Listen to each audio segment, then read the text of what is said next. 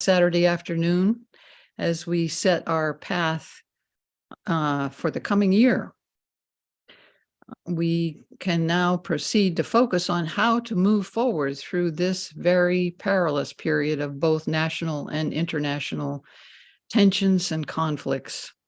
Jonathan King and I, your board co-chairs, will be facilitating the meeting today. And our agenda is to first hear the thoughts and perspective of our keynote speaker, historian, writer, and activist Gerald Horne, who will be introduced in a few minutes by board member Mary Ellen Kirkles. Dr. Horne's presentation will be followed by spirited discussion, no doubt. And then in our second hour, we'll hear an overview of our work plan for the year, including the 3 key campaigns identified by our new MAPA strategy team and the work plans for this year developed by each of our 9 working groups. MAPA's Assistant Director, Brian Garvey, and Board Member Paul Shannon will lead us through the program plan. Then, in our third hour, we'll have a chance to talk with each other about all of this in breakout groups, which will be introduced by Board Member Susan Mirsky. Then the election of board members and a brief finance report, and voila, it will be 4 o'clock. So thank you for being here with us. I'll turn the podium over now to Cole, our executive director. Cole will pass it on to Mary Ellen, and a few thank yous to Dr. Horne for being with us, to Cole for managing our tech, and to everyone on the exec committee who together did the planning for this gathering. Cole. Thanks, Rosemary. I'll just be very brief and just to say that never have we needed a strong peace movement in the United States more than we do today. We're in a qualitatively new period with the Cold War between US and Russia, the proxy war, and a Cold War with China moving to center stage in international politics. And the threat of war is increasingly more acute after a period when it was limited wars and regional wars, such as wars in the Middle East and so on. Now we're faced with the immediate prospect of world war and global war. The peace movement can no longer rest content with speaking truth to power and being a small virtuous voice. We must become a mass movement. We must partner with major social sectors such as labor, youth, people of color. We must inject our issues into all the political debates, and we have to step up and we need to grow. So that's all I'll say right now. Thank you for joining us today, and we are about serious business, and I'll pass it over to Mary Ellen. Thanks, Cole, and nice to see everyone. It is my profound pleasure to introduce our keynote speaker, the distinguished historian Gerald Horne. I think the first time I encountered Dr. Horne was in a series of fascinating interviews he did with Paul Jay, formerly of The Real News, and now I think he hosts the Analysis.News. Dr. Horne is a prolific author and brilliant scholar. He holds the Moores Professorship of History and African American Studies at the University of Houston. He's written over 36 books on diverse aspects of the history and causal relationship between imperialism and white supremacy. Books have ranged from the topics have been on Paul Robeson, class struggle in Hollywood, the Black Jacobins and the Haitian Revolution, Cuba, Brazil, US, slavery, and so much more. And in 2021, he was awarded the American Book Award for The Dawning of the Apocalypse, The Roots of Slavery, White Supremacy, Settler Colonialism, and Capitalism in the Long 16th Century. His latest book is The Counter-Revolution of 1836, Texas Slavery and Jim Crow and the Roots of American Fascism. His is a unique scholarship that often is based on archival and primary sources, and that has unearthed troves of highly significant periods and events in early US and world history. It's shown that the seminal roles that have been played by African and Indigenous people and their populations giving us a much richer understanding of the history of white supremacy and imperialism that is in contrast to the conventional worldview. I find it helps me understand this moment of increasingly fragile US global supremacy, understanding how we're seeing liberal democracy here in the US certainly, and also around the world, riven by wealth inequality, demonization of immigrants, those displaced by war, neoliberalism, and climate crises, and the demagogues who present themselves as the saviors to this resurgent and often violent neo-fascism. I dare say that his insights are indispensable to us as we strengthen our resolve and commitment to not just realizing, but building a just and peaceful world. So Dr. Horne will speak for about 20 minutes. My understanding is he'll discuss the new Cold War that these political elites seem intent on waging and how it intersects with racial justice. After that, I'll begin the discussion period for our audience and be taking your questions using the fancy Zoom virtual hand features. So with that, I turn it over to Dr. Horne. Well, first of all, thank you for inviting me, and thank you even more for continuing to mount your struggle on behalf of peace and justice. Still, this is no time for MAPA to rest on its many laurels, as it appears that this nation is embarking on a new Cold War against the People's Republic of China, which is more dangerous than Cold War I. How so? Well, China represents a trifecta of alleged dangers for US imperialism, which is a major reason this latest cause has attracted bipartisan support in Washington. China is a juggernaut in the passing lane, eroding the hegemonic US role on the planet, which has been in place for almost 80 years and by some measures since the late 19th century. Second, China is an Asian nation. And I'm sure we are all familiar with this nation's mistreatment of citizens of Asian descent, be it anti-Chinese bigotry in the second half of the 19th century, up to and including lynchings or the mass internment of Japanese Americans during World War II, not to mention the murderous assaults on those of Asian and Pacific Island descent, leading to the movement marching under the slogan, "Stop API Hate." And thirdly, despite the demonizing of socialism and communist parties in this country, a hallmark of the previous Cold War, China is led by a communist party, likely the largest political organization on planet Earth, with 90+ million members and cells or party units in numerous US corporations cited in China, even though citizens of this country generally have no such cells in analogous corporations here in the United States, such as Microsoft, Apple, et cetera. Despite the apparent US victory in Cold War I, anti-communism still remains a leading secular religion in this country, which will continue to sound ominously during Cold War II. How did we arrive at this perilous point, especially since post-December 1991 and the collapse of the Soviet Union, triumphalism reigned supreme, not least amongst those who should have known better, proclaiming the death of socialism, the death of communism, the onset of unipolarity, and the hegemony of the so-called remaining superpower. Actually, the death of communism analysis was always overblown in that it either pointedly overlooked or engaged in wishful thinking about the existence of the Communist Party of China, perhaps because of the way in which Beijing maneuvered itself into the passing lane. Those of us who communicate in the English language should fully understand how China rose to the pinnacle of global success.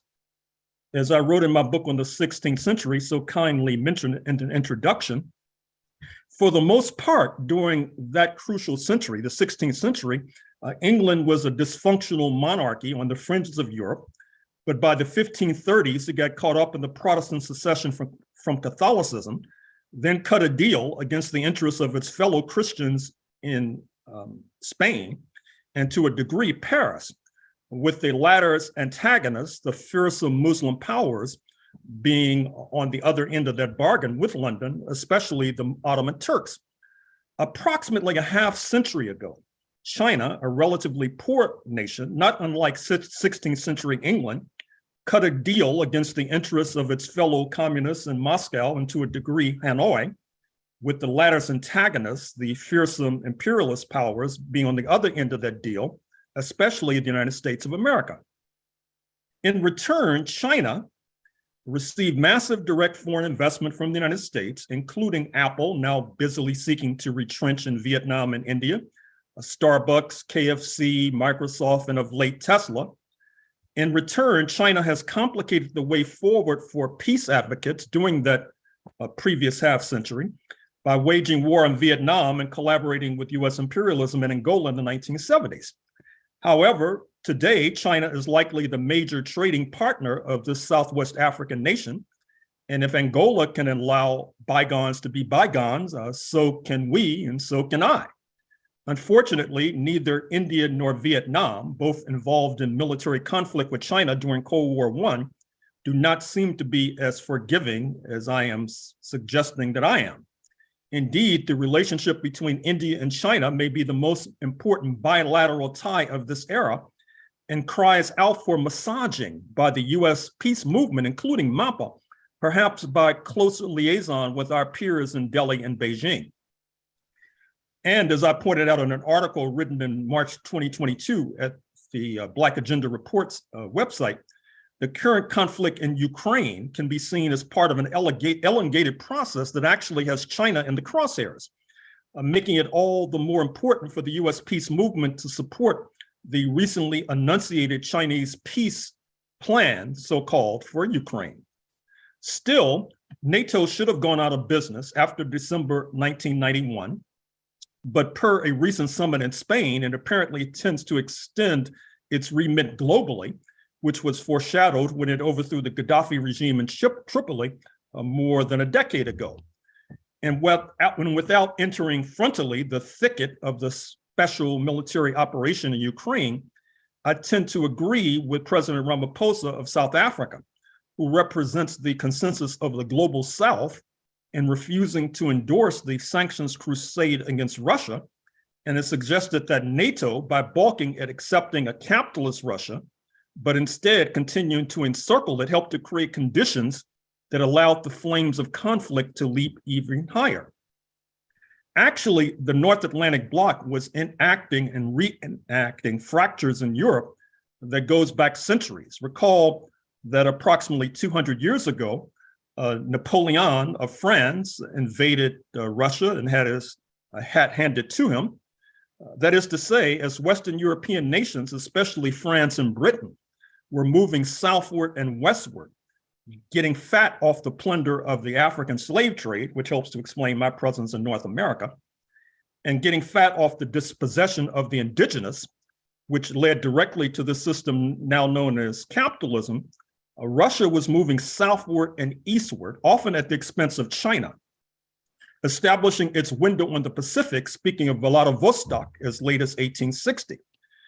This created a fundamental contradiction on the old continent, insofar as the most populous and largest nation by territory, with a contemporary population of 150 million, speaking of Russia, was often perceived as an antagonist by richer but much smaller nations, Britain and France, with populations about 60 million each, and both being part of Western Europe, which by some measures was not as large territory-wise as the Democratic Republic of the Congo, with Sudan alone being 5 times the size territorially of Germany, and its troubled Darfur region being the size of Spain. Faithfully, the Russia question has fomented some of Western Europe's biggest blunders, not only by Napoleon, but also by London, which financed the world historic Japanese attack on Russia in 1904, 1905, which not only laid the groundwork for the Russian Revolution of 1917, but also provided jet propulsion for Japan's defenestration of the British Empire in Asia a few decades later. Faithfully, Berlin attacked Russia on June 22nd, 1941 with Operation Barbarossa, fortunately shrinking the tenure of what was thought to be the 1,000-year right. And this brings us to today's new Cold War, which of late has endured a number of setbacks, spelling ill for the North Atlantic Bloc. It was not only the Putin-Xi summit, which contravened the dictum of Henry Kissinger, that strategically US imperialism should be closer to both of these giants than they were to each other, or the counsel of the late Halford Mackinder of Britain, who counseled that influence on the Euro-Asian landmass as interlinked with Africa was essential to global domination. In words repeated frequently by the Wall Street Journal since Xi's departure from Moscow a few days ago, and I paraphrase, Xi said, "The world is seeing changes it has not witnessed in a century, and it is we," speaking of Putin and Xi, "that are driving these changes." Assuredly, this de facto alliance between Moscow and Beijing has disrupted the EU economy, theretofore dependent on the Chinese market and cheap energy from Russia, a reality that led to yet another Xi summit, this one with President Macron of France, accompanied by a plane load of businessmen, wherein the leader of the hexagonal nation suggested that Paris was not on board concerning the Taiwan question, and by implication, not on board with regard to Cold War II. This follows upset in France, with the United States elbowing France aside and scooping up a multi-billion-dollar submarine deal with Australia en route to the formation of AUKUS, Australia, UK, US, the spearhead of the new Cold War. Tensions between Paris and Washington are also bubbling over in Africa, which I can expand upon if you so choose. Then there was the Xi-Lula summit, wherein the South American giant moved decisively towards de-dollarization, a mortal threat to the fraying hegemony of US imperialism. What does all this mean for MAPA? Assuredly, MAPA, if it has not already, needs to liaise more closely with the global peace movement, especially that of France, a nation which, as suggested, is portending a split in the North Atlantic Alliance, which would be a step forward for global peace and security, with tensions between Washington and Paris stretching back at least to the 1956 Suez Crisis, wherein London, Paris, and Israel attacked Nasser's Egypt for control of the Suez Canal. And of course, that led Britain to tie its apron strings closer to Uncle Sam and France to go in an opposing direction, including for a while withdrawal of Paris from the military wing of NATO, something that needs to reoccur. Macron's stated reluctance to join the new Cold War against China and his important address before the Munich Security Conference a few months ago, where he seemed to be involved in, as they say in the United States, precriminations concerning Ukraine, implicitly questioning what he saw as NATO's regime change agenda for Russia. The US peace movement also needs to liaise more closely with the peace movements of Brazil and South Africa. I say this in particular for there seems to be a growing trend in the international community to turn on its head the customary trope of the US left, that the Democrats represent the lesser of two evils compared to the Republicans. But since the Democrats apparently seek to confront Russia and China simultaneously, while the ascending Trump forces are willing to cut a deal with Moscow while focusing like a laser beam on China, the idea is growing, at least abroad, that as regards peace, the GOP is the lesser of two evils. MAPA must address this frontally and must also, in that regard, increase influence upon US domestic forces. Fortunately, the NAACP is holding its convention in Boston within months. It was in that city in 1950 that this important organization ratified its notorious anti-communist resolution that led to their denouncing the late, great Paul Robeson, and of course, attacking many forces to their left. And we still have this anomaly in the United States where the right wing has a strategy, or a motto at least, of no antagonists to our right, while many of our liberal friends, quote unquote, have a strategy of no allies, no friends to our left. This is a real weakness of the centrists within the National Association for the Advancement of Colored People. And the current moment demands a repudiation of this 1950 resolution as a precedent for the NAACP re-entering structurally the peace movement, which it abandoned during Cold War I, when it refused to stand by its founder, W.E.B. Du Bois, who matriculated in Cambridge, as you know, when he was indicted in 1951 because of his anti-nuclear activism and his presumed ties to Moscow. MAPA needs to liaise also, if it is not doing so already, with the local labor movement as an entry point for seeking to influence the AFL-CIO International Department, which to a degree could easily withstand a blast of perestroika.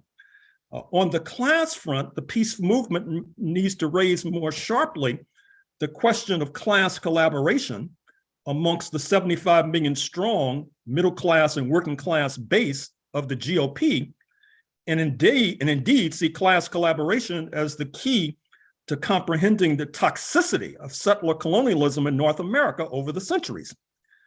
This latter point illustrates that we need an updated analysis of the history and reality of this nation. Continuing to see the depredations of imperialism as an exception to an otherwise progressive nation simply will not do. Likewise, in light of the Chicago mayor's race, the Wisconsin Supreme Court battle, the Trump indictment, the sacking of Tucker Carlson, we need to consider if we are turning the corner in the battle against the right wing, which a fortiori should cause us to consider that we continually should be updating our analysis of global and domestic politics on a daily, if not hourly basis. Anything less simply will not do. And to end where we began, MAPA should thread throughout its work a militant fight, if it is not doing so already, a militant fight against white supremacy, which has surged of late, driven in no small measure due to tensions with China, which led to denunciations of the so-called, quote, Chinese flu, unquote, and the organizing of rather dangerous groups such as the Goyim Defense League and White Lives Matter and the Patriotic Front. Thank you for your attention.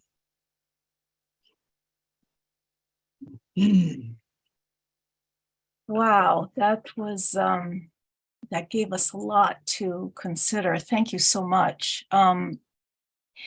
You know, in terms of white supremacy, it's interesting that there's this general idea, certainly up here in the Northeast, that it's a problem merely of the South, and where I live, it is certainly not the case.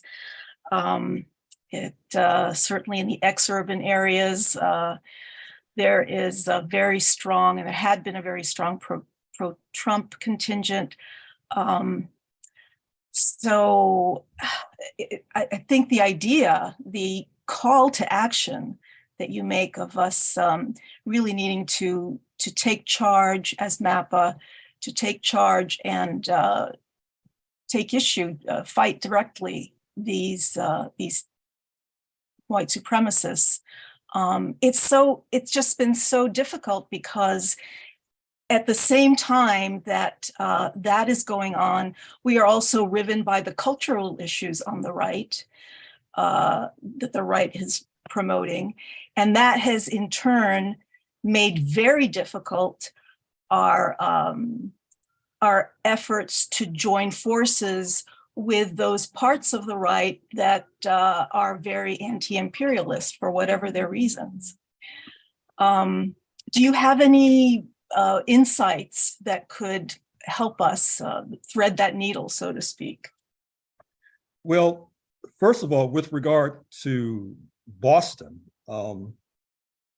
those of you who may have lived through the busing crisis of the 1970s in Beantown might question the alleged Boston liberalism with regard to questions of white supremacy and race. And I mean, I could go on in this vein, but let me only remind you of the late resident of Boston, speaking of Bill Russell, the leading Black American basketball star for the Celtics, who was quite critical of racism and white supremacy in this town in which he resided in.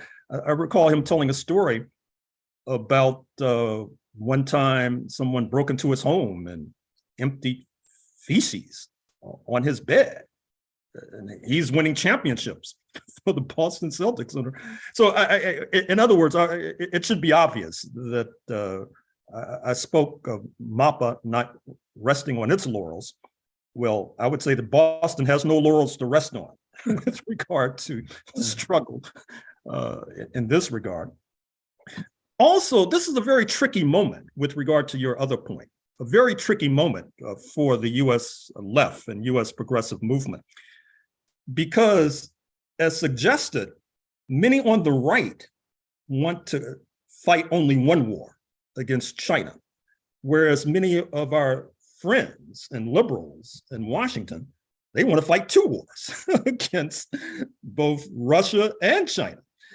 And it would not be easy. And I'm not even sure, I haven't really thought through the tactics of seeking to work on the basis of seeking to deflect the antagonism away from Moscow in the first instance. And then after we've succeeded in doing that, deflecting attention away from China in the second instance. I'm not even sure if that's possible because the two are so interrelated. And then seeking to do so would open you up to critique and attack with regard to any particular relationships you might have with forces on the right who want to cut a deal with Moscow. I get even nervous articulating such. But I would hope and imagine that MAPA has the tactical acuity and the tactical experience to work out such a deal if they deem that to be appropriate. Indeed. There's a slight technical issue that's requiring me to log off. So Cole, I'm going to hand it to you. No, Mary Ellen, why don't you wait? Deal with it after. Really? Okay. The Q&A period. Yeah, we have time. Okay, we have time. Very good. So I think I do see that Jonathan King, our board co-chair, has his hand up. So I'm going to take a question from him, and I encourage you to, I'm sure everybody has, people have questions and comments. So yes, I'm seeing the virtual hands raised. Please prepare as succinctly as possible your thoughts in a question format for Dr. Horne. So Jonathan, take it away. Thank you for your kind of penetrating comments. I was very struck by your call for the international outreach. So we've been trying to follow what's going on in Europe because of our opposition to what's going on in Ukraine. We have connections with the British anti-war movement. We have connections with the Scottish anti-war movement. But I am clueless about who or what form it takes in France. And so whom would one reach out to? I don't think we'd know where to start. Any suggestions that you have about that? Oh, sure. I mean, I've worked with the World Peace Council and the US Peace Council for decades, which has affiliates in France and in fact, all over the world. And I would recommend finding out from them who to reach out to in France. I see a question. Shall I reply to some of these questions or respond that are in the chat? Yes, if you would like, maybe take one and then we'll go to some of the virtual hands. We can all. Well, yeah, I see a question about India, which is a particular interest of mine. I wrote a book about India. I traveled in India, and the question deals with what the press describes as Hindu chauvinism in Delhi with the Modi regime, and then of course India is a key alleged apparent U.S. ally in Cold War II, given the tensions and contradictions it's had with China, which I made a reference to in my remarks. But there is a weakness with regard to this alliance with India. But once again, it's a very sensitive weakness. That is to say that there is substantial anti-Christian violence in India. Now, of course, there's anti-Muslim violence as well. And once again, this raises a very tricky tactical point, the degree to which you can raise that to disrupt the Quad being US, India, Japan, Australia. So that would be my response to that question in the chat. Thank you. I see that Mohammed Salmasi has their hand up. Can you unmute yourself and proceed? Yes, Professor. My question is, Lenin wrote a book about imperialism as the latest stage of capitalism. I would like to know how this kind of tie in to the current situation. He talks about inherent contradictions between different capitalist powers and that leading to war. And is this a war, really a war, or between capitalist powers? We don't have socialism, China, Russia, and what? I'd like to see if maybe my quest or curiosity is meaningless, but I'd really like to see a kind of a political economic analysis of what's happening, with these different countries, this different camps of capitalism. Do you have any comments? There's a lot of loose talk, as I'm sure you know, in the United States about war with China. Generals have spoken about a war erupting as early as 2025. Now, whether you accept the idea that China has a substantial state sector, particularly the commanding heights of the economy, including banking and transport, for example, unlike the United States of America, and whether or not you accept that you take the Chinese Communist Party at its word, that it is building socialism with Chinese characteristics, whether you accept that or not, this talk about war is real. And you should take very seriously these military maneuvers that the United States and the Philippines just concluded off the soft coast of China. Imagine what would happen if China and its friends in Cuba have military maneuvers off the coast of Los Angeles, for example. You should take very seriously this recent trip to Washington of the president of South Korea and the apparent bonhomie with which he was greeted, which including the US president threatening to end the regime in the DPRK, given certain conditions. The DPRK is not a nation to be making idle threats about, as history tends to suggest. In any case, once again, there are contradictions that the US peace movement can play upon if it, with tactical acuity. I'm speaking of the contradictions in South Korea right now. There's a lot of opposition in South Korea to not only this relationship with the United States, but more so what it's led to, which is this increased friendship with Japan. There is a lot of part of the antagonism, as you know, on the Korean Peninsula towards Japan stretches back to the brutal colonial rule from 1910 to approximately 1945. Many, obviously, North Korea hasn't forgotten it, and many in the South have not either.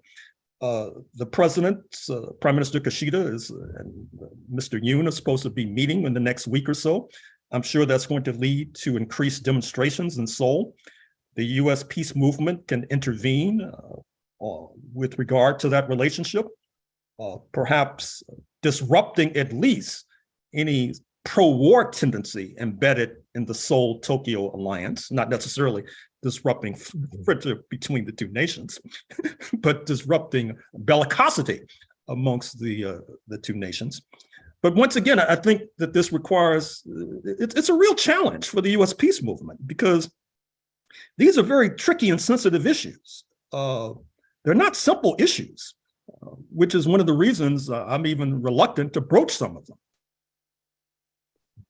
Understood. Yes, Yoon was here in Boston yesterday, I believe, and there was a rousing protest against his presence at Harvard at the business school, was it? Kennedy School? Kennedy School, yeah. Kennedy School, yeah. So Paul, I see that you have your hand up. You can go. Okay, thank you. Well, I find so many pieces of the analysis incredibly interesting, to say the least. I wish there were time to tease out a lot of the policy implications and strategies that would follow from those different pieces of the analysis. But I'm going to zero in on the fact that it's at present, and it's likely, even though, of course, as we know, the world changes every 5 seconds, that the 2024 election will be between Biden and Trump. And in the past, of course, as you note, we have always, because of our weakness, been in the position of trying to push progressive candidates and losing because of the power of the Hillary Clinton type of portion of the Democratic Party, which runs the show. But we have always come out then in support of the Democrat against, some people call it right wing, some people call it fascism, whatever you want to call it, in the Republican Party. With this election coming up, if it were between a Biden type and a Trump type, how might the peace movement relate to that situation? Do we abandon the Democrats in that situation, given the fact that they're pushing for 2 wars and the Republicans are only pushing for 1? How about the issue of the domestic policies of the Republicans versus the Democrats? Is there a difference there? There seems to be. How do we thread that needle and just not totally evaporate into non-existence in the political scene? Well, this illustrates the point I've been making all along about how tricky the current moment is. And let me also add 2 points to begin with. One, there is the no labels movement, which includes, I'm afraid to say, Benjamin Chavis, who used to be the head of the NAACP, used to be a leader actually of the Nation of Islam as well, and is now heading the trade group of the Black Press. He is one of the leaders of this movement, along with your neighbor, former Senator Joseph Lieberman of Connecticut, a former vice presidential nominee. They're trying to get on the ballot in 50 states. And if you look at their agenda, it's not something that I feel people on the left will be attracted to, but it does increase the trickiness of the current moment with those who are upset with both the Democrats and the Republicans. I got a text from a friend the other day who said that with regard to these 2 major parties, the first one that splits will probably lose. Now, the no labels movement perhaps portends a split in the Democratic Party. Obviously, there is a substantial anti-Trump force in the Republican Party. But as the saying goes about the anti-Trump forces in the Republican Party, they barely have enough for a dinner party, let alone a political party. So I'm not sure how viable that force is, which brings me to my other political point, which is I think that many of our analysts, pundits, historians, scholars have missed the boat in their analysis of the United States, leaving us with these very difficult moments. The phrase, you have all these alleged class warriors in the United States of America who are always railing against identity politics, who apparently have never heard of the term class collaboration, which is the only lens through which you can help to explain how 75 million people, mostly descendants of the settler class, voted for Mr. Trump in November 2020, despite his various transgressions. In fact, a lot of our friends on the left spend more time attacking those of us who are trying to present an alternative analysis than focusing on the real issues. I mean, with all due humility, I could disappear tomorrow. I don't think the country would change substantially. In any case, I think with regard to presidential politics, once again, it's almost as if people don't understand the terrain. That is to say, this is a federal system. It has an electoral college. as we know, you can win the most votes for president and still lose. It's 50 different races. The kind of approach you take in Massachusetts may not be the approach you take in Texas. That's clear. In other words, I think in Massachusetts, you have more flexibility in terms of mounting third-party challenges, for example, because there's less of a danger of that handing your electoral college votes to the GOP. But once again, I didn't say impossible. I just said less of a danger. So once again, people have to study. They have to have a day-to-day, hour-to-hour, minute-to-minute analysis of what's going on in your state before you come up with a strategy. In a place like Texas, and particularly in the Deep South, where the Republicans, sometimes they win races by 9-1, 8-2. You're like aligning Euro Americans across class lines. Obviously, it would be easier here as well to mount alternatives to the status quo electorally, because the way things are going, the Republicans have a stranglehold on politics in the Deep South. The same holds true to a degree for the Rocky Mountain West, places like Idaho, for example. So since we know that you can win the most votes and lose, since we know that a US presidential race is 50 different races as opposed to one race, well, obviously we need a sort of a la carte approach to presidential politics. It seems to me that should be obvious, but somehow it's escaped the attention of many. I think it's because the progressive forces are so often on the defensive in this country for reasons that need not detain us here. There is this felt need and felt desire to have us all on the same page. I think that also holds true for history. I mean, speaking of a person who's written a number of history books, I mean, it's clear to me that the enslaved population did not necessarily have the same class interests as the non-enslaved population. But historians, I think they want to keep us all on the same page. So they want a history that unites us for today. So therefore, they write a history that has us all on the same page, which was generally not true. And then for Black people who know that, it's sort of alienating and off-putting because they say, what, you're trying to throw dust in my eyes. What else are you trying to trick me about? So, as I said, we have a very complicated struggle ahead of us, but I am confident that we can overcome and prevail. Okay, that's good to hear. That's very good to hear. I see another question, hand up from Nancy.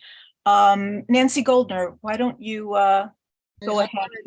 Follow up Paul's question on your comment that the Republicans are only in some way less militaristic than the Democrats at this point, only advocating for one war. But in fact, notice that in their budget proposal, they did not cut at all the military budget. So in every congressional district, there's military defense contractors or some form of support for the military going on.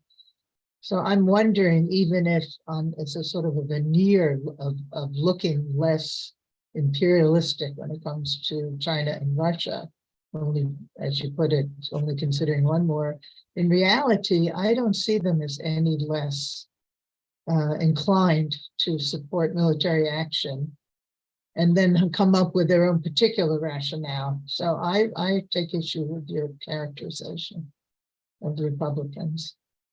Well, maybe I wasn't sufficiently clear. And if this particular response is not satisfying, I would suggest that you look online to all of the analyses that are presented orally, all the writing that I've done, which would hardly lead to the conclusion that I've gone soft on the Republicans. As I was saying, okay, this is what I said. I did not say that they were less dangerous. I did not say that they were less fearsome. What I said was that they apparently would feel strategically that U.S. imperialism does not have sufficient strength to fight a two-front war.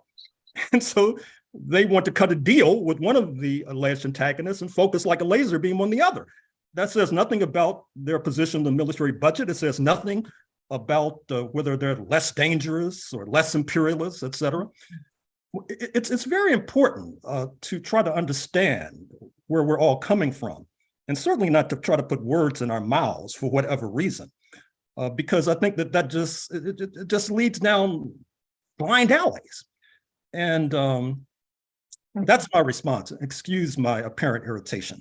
No, that was helpful in clarifying what you meant. John Ratliff.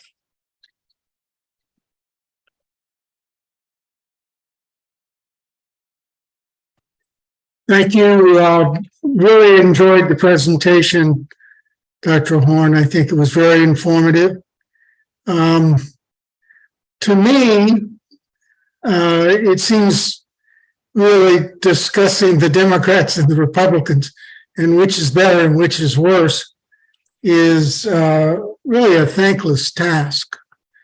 We failed to establish a strong pro-war, anti-war caucus in either of the two parties. And they function more, I think some pundits call it like a uniparty with, a core interest in protecting the American empire on behalf of its owners, who are primary donors to both of the parties. And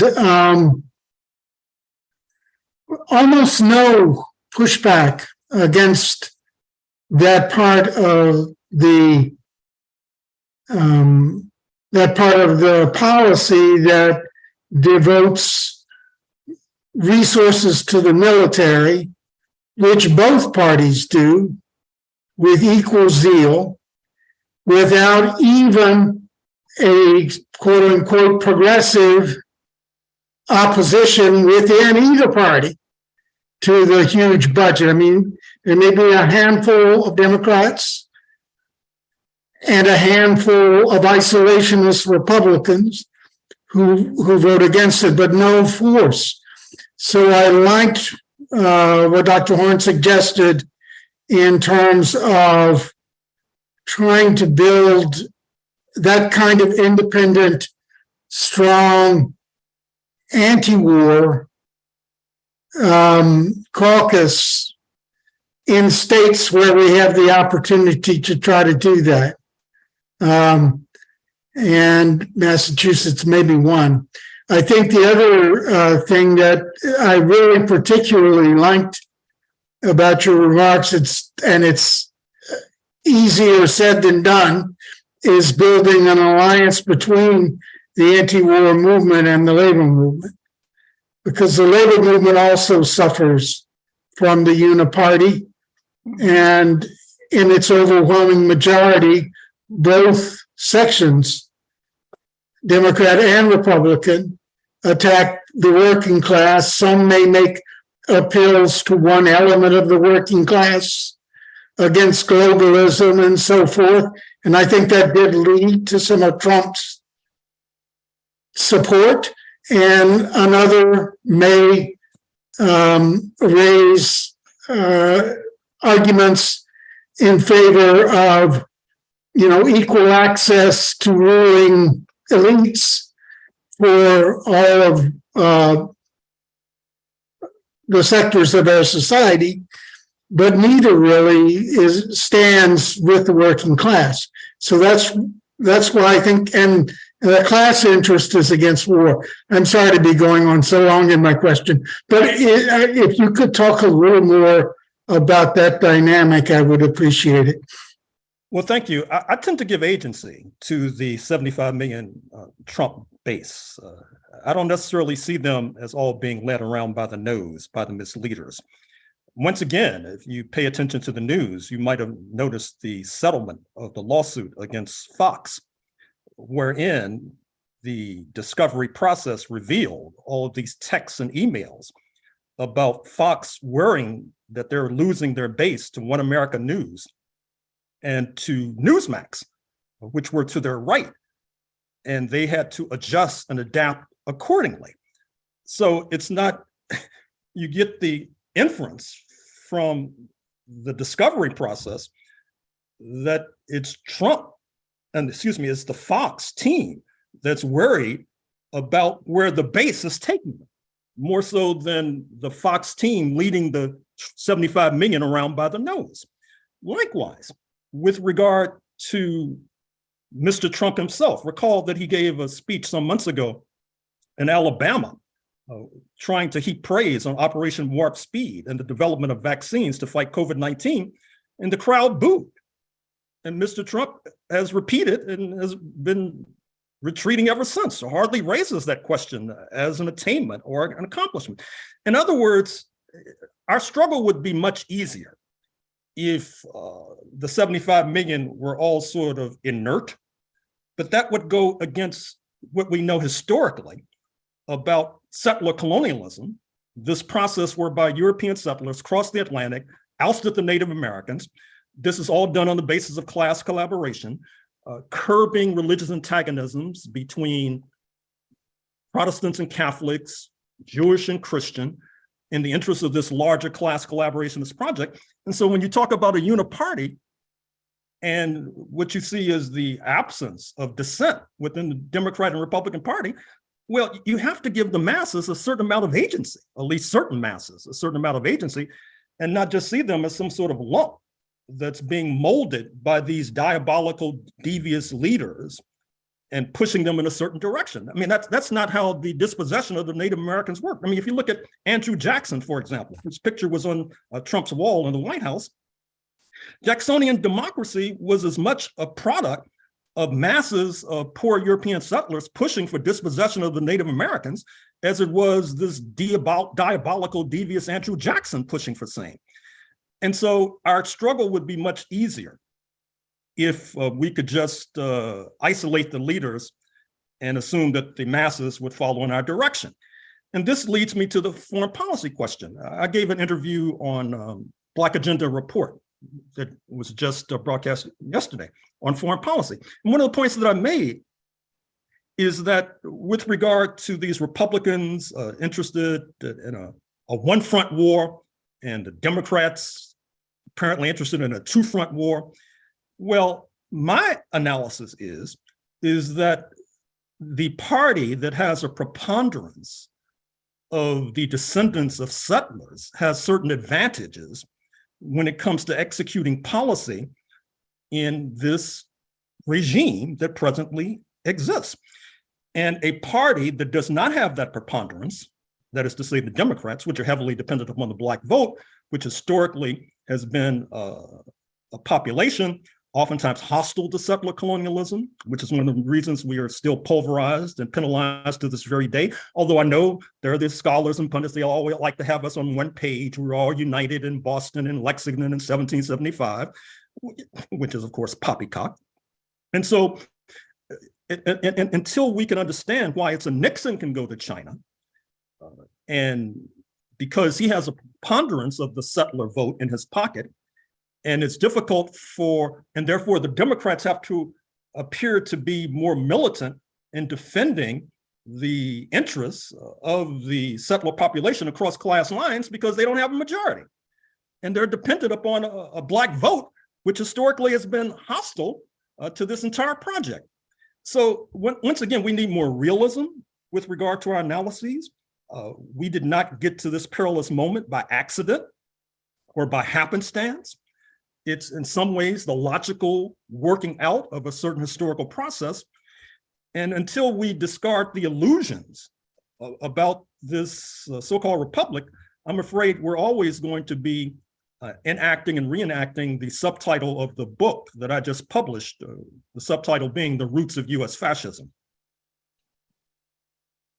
Dr. Horne, there are so many more questions and we are out of time. So I am hoping that we can have you back for a proper event in the near future so we can explore these topics a little bit more, because I'm overwhelmed. I have a lot to think about. I want to review your talk, and really think about things, because we have, as you say, this is a really tricky part, difficult part of history that we're at, standing in history. And the tactical decisions we have are numerous. So, yeah, sorry, did you want to say? Oh, one no, more? no, fine. Thank you for inviting me, and I Oh, look we're forward to so returning. happy. We're so happy that we had you. And yes, you can, we hope to have you again. Thank you so much, Dr. Horne. Thank you for inviting me. Very good. You're welcome. So, folks, what's happening? Cole and Brian. Oh, you muted yourself there, Mary Ellen. I did, didn't I? We were having a little off Zoom discussion about a technical issue. So it is just about 2 o'clock, and we're supposed to launch into the next segment. Do you need me to log off and log on again? Yes, please. Okay, so I'm off. I'll be right back in another guise. See you in a minute, and See you in a well minute. done. Well See you done, in a Mary minute. Ellen. Look at that. We're actually on schedule. So kudos to Mary Ellen and Rosemary and Dr. Horne. We're a well-oiled machine so far. And now we're actually dealing with, if you can believe it, an even more complex part of this meeting, where we will discuss, the breadth of our issues as well as what our plans are coming up. So the first thing, and Cole, perhaps you can put up the slides. Thank you very much. That okay? All right. Yeah, you can go into slide mode and it'll get even bigger, but I believe we'll be able to read these just fine. And really, they're only just for reference anyway. One new addition that I want to introduce all of you to, if you haven't heard of it already, is a new committee that we have created to deal with the fact that peace is such a broad issue.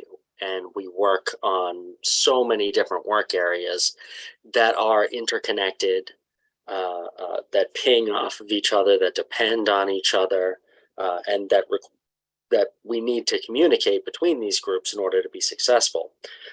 And that is a political strategy committee. Given feedback from some board members and other activists, we realized that we needed this extra committee that focused on our issues as a whole and not piecemeal, so that we could maintain communications between the working areas, promote collaboration, as many of you realize, as I'm sure all of you realize, many of our issues are interconnected. They have crossover. For instance, migration is not only an issue for Latin America and the Caribbean, but it's also a climate change issue. So to deal with those crossovers and promote collaboration. Also, a goal of this committee is to increase flexibility so we can react to things that are happening in the world and not do it as 10 different groups, but do it as one organization. So this political strategy committee has been meeting every 2 weeks, and it's open to representatives of the working group as well as board members. And we not only discuss, the events, things that have come up in the world that are affecting our work meaningfully, but we have also been aiming to create priority campaigns, to focus our work, and to also provide measurable goals so we can make sure that we're making progress towards our ultimate aim, which is peace on earth. So the first thing that we did in order to do this was adopted a framework. Now, this may be familiar to some of you, but for those of you who haven't heard it, we're characterizing or categorizing our work into 3 major areas. As you can see on the screen, the first is great powers, geopolitical, the working groups that fit into those, nuclear disarmament, Ukraine, Russia, no Cold War with China. We're going to get into all of this later. The second is U.S. interventions and sanctions. This could be characterized as anti-imperialism as well, or preventing limited war, whereas the first one is really more aimed at preventing total war. And the third, which is peace economy and just society. Obviously, many of the issues that we work on are considered foreign policy issues, but as we know, because of the military budget and many other reasons, they're intricately connected to what are more commonly seen as domestic issues. So this section of our work aims not only to highlight those connections, but also to make alliances with the justice movements that are working towards racial justice, that are working towards climate justice, that are working towards economic justice. So those are the three areas, and our aim is to have at least one, if not two, priority campaigns in each one of these areas. And the reason why is because we see success in each of these three areas as being absolutely essential if we're going to achieve our ultimate goal of peace. And we understand that the importance of each of these areas may rise and fall with the tides, but we always want to stay active in each of these areas and maintain some kind of balance, because as I said, success in the great power competition, U.S. intervention, and peace economy sections are absolutely essential to us if we're going to achieve our goal of peace. And with that, I am going to pass it off to Paul, who is going to introduce the first priority campaign that we have proposed from the Political Strategy Committee and ratified from the MAPA Board of Directors. Paul. Okay, thank you very much, Brian. So I don't think there's any need to convince a lot of us that the Ukraine war has upended the world and U.S. priorities and has set off all kinds of conflicts within the peace movement itself. And we're trying to deal with this situation. So let me explain how this campaign hopes to do so. People may notice that as time goes on and the war continues and the destruction and the suffering, that there seems to be a little bit of a growing voice internationally, as well as in the United States, of people calling for negotiations and for ceasefire as an approach to ending this war, rather than one side winning and one side losing.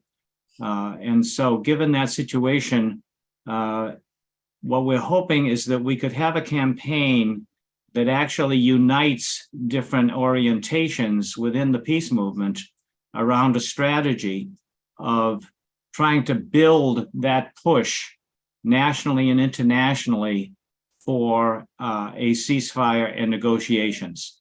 And so that is the strategy behind this campaign. It is not to settle all the differences we have with each other or with other parts of the public. Is an attempt to gather together as time goes on what we hope will be a growing sense of the need to end the war through ceasefire and negotiations, and to do our part in mobilizing that sentiment. So that's the goal of the campaign. And what we're saying is this campaign is worth the mobilization of more MAPA resources than have been mobilized in the past. This will not be just one committee in MAPA that is trying to accomplish this and carry out this campaign.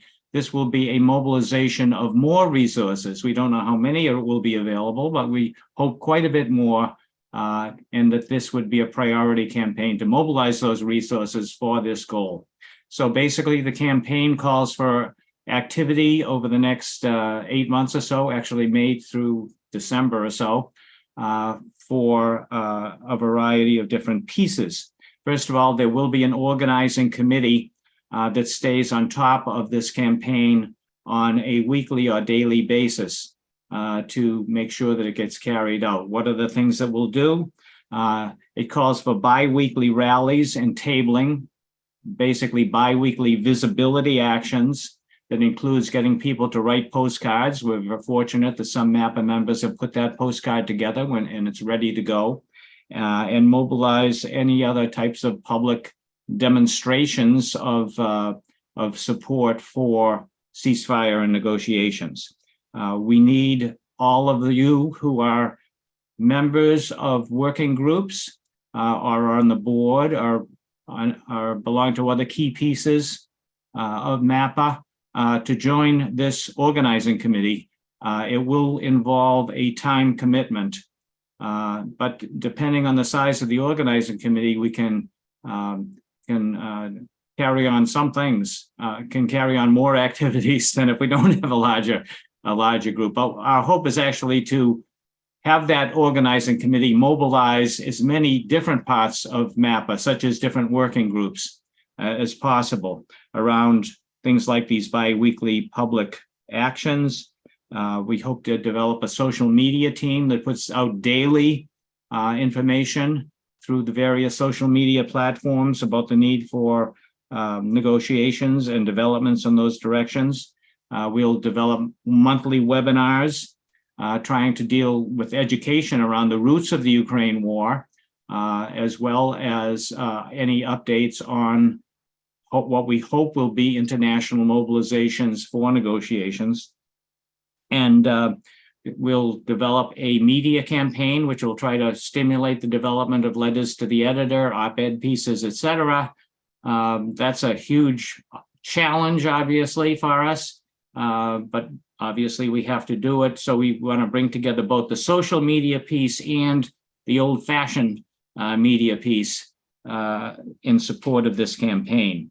When the time is, eventually we would like to be able to see nonviolent civil disobedience. We're certainly not in a position to pull that off right now. We're just too weak, but we're hoping as time goes on to be able to use civil disobedience in this campaign. The last things I'll mention is, Brian, how much more time? Do I have another minute? You got about 30 seconds. Okay. We need national and international mobilizations when I'm talking about huge rallies. We're hoping in the fall that something like that might be possible if we've done our work. We'll ask the different working groups to do their piece in this. You know, people working on domestic issues to point out how the mobilization of all our resources and sending those resources to Ukraine is actually undermining health in the United States, the funding of affordable housing, everything you can mention, public health. And each working group, we hope, can contribute something to this campaign. So I'll stop right there. Great. Thanks a lot, Paul. Next, I'm going to bring up Jonathan King to discuss the Peace Economy campaign. Thanks, Brian. Okay, so if you think about what Paul just laid out to you, the American people are not at the present time sharply concerned about the need for peace in the Ukraine. We understand the danger, and the Ukraine campaign is going to try to bring that to a larger public. The Peace Economy campaign has a very different character, right? Tens of thousands, hundreds of thousands of people in Massachusetts are suffering now from injustices and lousy policies of both the state and national government, and they know that and they believe that. If you talk to people who are housing activists who believe, who are trying to stop people being kicked out of their homes, they are absolutely clear that that is a tragedy. People in the health sector who have observed tens of thousands of Massachusetts residents die from COVID. That didn't have to be the case. They know there's something wrong with the healthcare system. School teachers who don't have enough ventilation in their schools so that the kids can go back to school safely, same situation. So The Peace Economy campaign is an attempt to bring home that these are domestic costs of foreign wars, war budget, and war preparations to particular constituencies who are victims of it. Nurses, and we have 4: nurses, public health workers, teachers, and tenants. And we're not trying to get thousands out on the street, many of them already out on the street. We want them to add, we want the healthcare people to add, money for health and not money from war, right? To make that connection between what they're suffering from and the war economy. Next slide. Okay, so one of the things that those campaigns need is you need targeted literature, not general literature. If you want to talk to people who are worried about healthcare, you have to focus on what's missing from healthcare. In education, what's missing from the schools. So that each of these groups needs specific literature that may seem like a daunting task, but in fact, all this literature, one half of it is the same. The part on the Pentagon budget and the need to get rid of new nuclear weapons, danger of war in Ukraine, that's the same. And all of them, it's the front end that has to be specific, which requires recruiting people who are knowledgeable, interested. Next slide. So we've had some success, I should say a small s, in the Fund Healthcare Not Warfare campaign, where we focused on the groups at the front, at the leading edge of providing care during the pandemic crisis, in particular the Mass Nurses Association and the Mass Public Health Association, contacted them and asking them to come and tell us about their problems. And after they told us about the problems, they learned a little bit about the Pentagon budget. And many of these groups signed on to our Fund Healthcare Not Warfare campaign, which said, we will support your legislative agendas. For example, in the state legislature, we'd like you to support our agenda for cutting the Pentagon budget, which is in the Congress. So we're going to continue with that. And that means, for example, taking it a step forward, meeting with their legislative committees, getting clear what are their priorities, for example, the state legislature, then asking them, would they also support our bills in the state legislature, working on the Medicare for All campaign, which most progressive organizations in Massachusetts are tied into, and continue our program of webinars. This year it'd be on women's health justice, youth mental health, continuing on the pandemic preparedness and vaccine access. Having access to these organizations means we have access to a broader audience. Next, we want to deepen our relationships with the, no, go back, I'm not finished. Deepen our relationship with National Nurses United and the American Public Health Association through development of congressional legislation, which doesn't now exist through, hopefully through Ayanna Pressley, and continue working with the American Public Health Association. We're involved in organizing 2 sessions for the national meeting in Atlanta. And Professor Horne mentioned working with labor.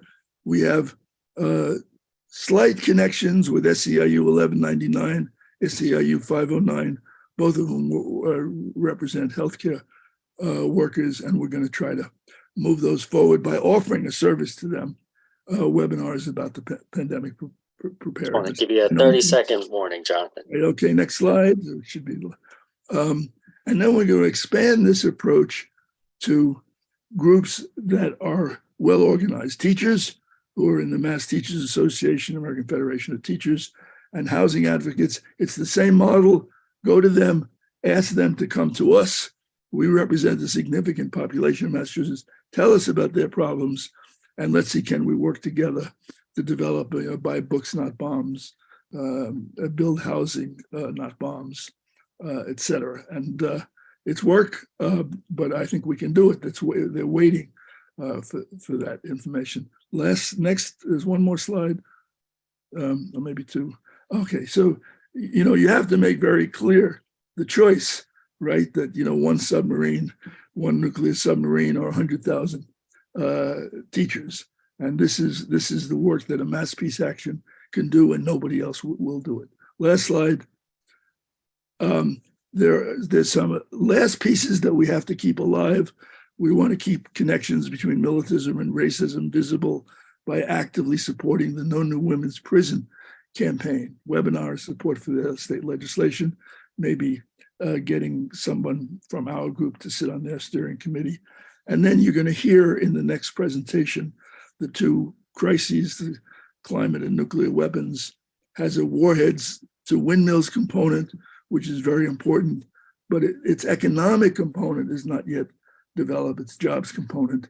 And we have some experience with those groups from our former built subways, not submarines. So we'll try to add economic components and connections to supporters who are interested in the jobs and investment effort. Thanks. Sorry for going over. Thanks, Jonathan. That's all right. We're going to bring up our next priority campaign right now. Kathy Mellon Morrison, the floor is yours for 5 minutes. Thank you. Life-affirming organizations such as the International Campaign to Abolish Nuclear Weapons, the International Physicians for the Prevention of Nuclear War, the Council for a Livable World, and even the United Nations have identified nuclear weapons and climate devastation as twin existential threats. The interconnections between these two threats to life on Earth are strong.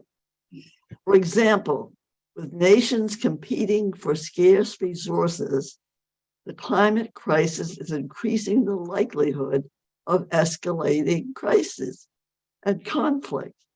If nuclear weapons remain in the national arsenals as these conflicts unfold,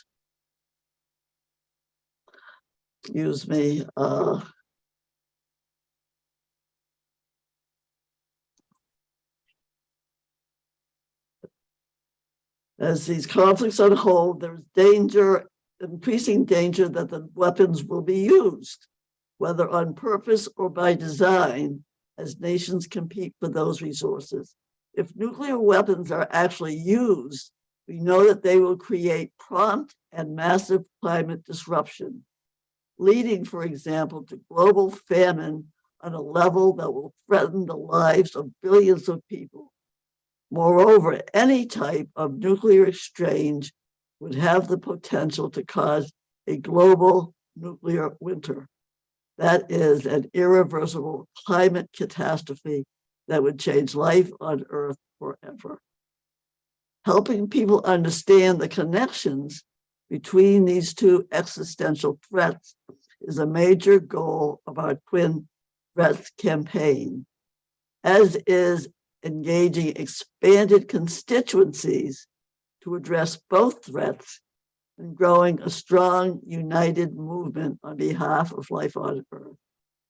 Our proposed agenda includes running webinars and in-person events that increase, among peace activists, awareness of the climate crisis and all its implications for conflict and war in the nuclear age, while also increasing awareness among climate activists of the deadly climate effects of nuclear weapons production, storage, as well as their potential for catastrophic climate chaos if used by accident or design.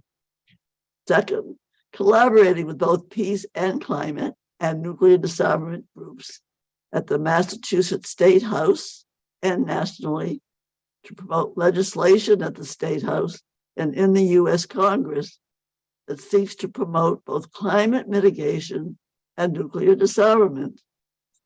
Two good examples of legislation MAPA is currently supporting right now are the Nuclear Weapons Abolition and Climate Conversion Bill, HR 2775, and the Massachusetts Nuclear Weapons and Climate Commission Bill, H 738.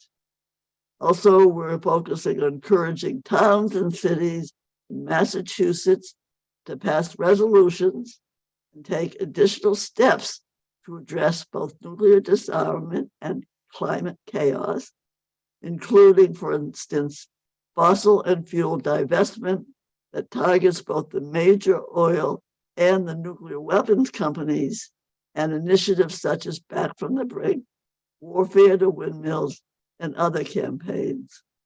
And another project is educating the public about these twin existential threats and providing examples of what we can all do as individuals, families, communities, and voters to confront those threats and work towards a more peaceful world in which we can ensure a livable future for ourselves, our families, and our communities, locally and globally. Amen. Thank you so much, Kathy.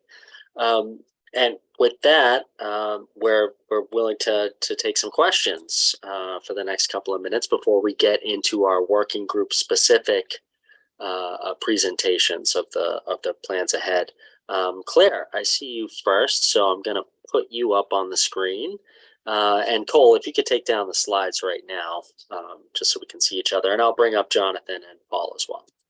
Okay, so my question is, or comment question, is this is not only an opportunity to have people in the working groups participate, but to bring in more people from who are not currently in working groups. They may be really interested in working on some of these campaigns. So I think it would be very helpful for MAPA to outreach to its broader base about, would you like to get engaged in any of these things? That's all. Thanks, Claire. Tom. Yes, hi everyone. This is really great to see this fresh thinking and very interesting presentation so far. I wanted to address this specifically to Jonathan so I could understand better the goal of funding healthcare over the military. And one of the things I write about as a journalist is the corporatization of American politics. And I don't believe this is an issue that's gets enough treatment and understanding, because the money in politics is very much to corporate influence in politics. So when we get to healthcare, what I see, and I'm sure you see, is a significant breakdown in the public health system that was occurring even before COVID. And of course, COVID was the straw that broke the camel's back. And we know that the public health system is one area of public funding that's important. We also know that Bernie Sanders initiatives, Medicare for all, that's another important area. Hopefully that is part of what the group is doing. I also see a significant level of corporatization of the medical establishment. I think those of us who live in Massachusetts see this. It's hard to avoid it. Mass General is taking over facility after facility. They're expanding westward ho, right? They're all of these, they're becoming highly corporatized. And private. I want to get Jonathan's response. Yeah. Okay. Oh, yeah. Sure. And then just quick the role of private equity. So I'm curious how this money would get allocated that we're talking about. Jonathan. Well, first, let me just talk about the Fund Healthcare, Not Warfare. I mean, all the people we work with, they were already leading critics of the failure of the American health system, the privatization. We've had webinars where we heard about the strike at St. Vincent Hospital, the efforts to privatize the VA. But it is also true that one of the major reasons behind the lack of pandemic preparedness was the cutting of the NIH, CDC, NSF budgets. The actual early programs to develop vaccines were cut, and they were cut because Trump said we need a 15% increase in the military budget. So that component, the role of the military budget, was completely invisible from all of these forums: doctors, nurses, public health people, academics, completely absent, right? And so, you know, what we said is we're not going to cure, when, you know, we don't have a plan for National Health Service, but we know that the $850 billion that's going for the military, if you transferred, you know, 100 billion back into the public health budget, it would make a significant difference. And that the people we were working with agreed with, right? You know, we haven't engaged them on foreign policy questions. We're just saying too much money is going to the military. It should be switched back. Now, your point about the privatization, getting that analysis into this literature, it's easy in some areas because it already exists in the healthcare front. So there we just lift the existing analysis. We have a major forum coming up on June 11th, Fund Healthcare, Not Warfare. A number of national speakers are national critics of the privatization. And on housing, it's pretty easy because people understand the role of the real estate industry. In education, it's much more sophisticated. It's much harder to communicate to people the role of the hedge funds and things like that. So that's we will call on you to write that up and add it to the analysis. There we go. A little recruiting. Thank you. Peter, And also, let me say in response to Claire, absolutely. For example, on this outreach to teachers, I'm assuming that in our membership, there are retired teachers and grandparents, and that will say, hey, we got a new initiative. Who would like to come to a meeting? Definitely are. Peace economy. Yeah. Initiative. Thanks, Jonathan. I think we have time for one more question. Peter, let me bring you up on screen. Let's see. There you go. Just got to unmute yourself. And Nancy, don't worry, there'll be time for a question after the rest of the program presentation. Go ahead, Peter.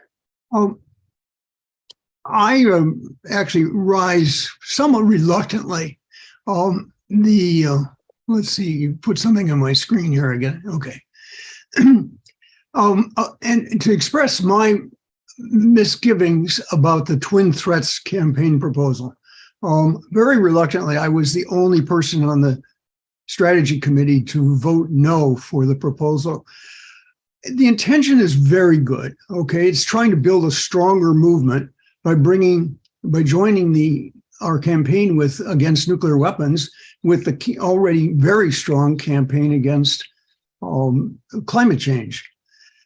But I fear that it's going to dilute our nuclear weapons campaign, our nuclear disarmament campaign, and I see no substantial willingness by the climate change community to work for nuclear disarmament. And frankly, I don't think we've tested that water sufficiently. And then I note that the climate change and the nuclear weapons problems actually share little in common, except that they both threaten mankind's existence, but in very different ways. The causes are completely different, and the solutions are very different. So I'd much rather see us try to build a partnership with an already established climate campaign, name one, Sierra Club, for instance, offering them our support when they want it in exchange for their support for nuclear disarmament when we want it. And at least I think we ought to test the waters by some meaningful dialogue with those folks to see if they're willing to join us. Thanks, Peter. One thing to note is that the priority campaigns, they can be measured and they can be replaced, they can be added to. Part of the political strategy committee is providing this kind of flexibility. I want to keep things moving. Next, we're going to do program presentations from our working groups. These priority campaigns are not going to eliminate our working groups by any means. They will instead try to engage them and focus their efforts. With that, first, I want to turn it over to Susan, who is going to tell us about the work of nuclear disarmament. Good segue from Peter's question.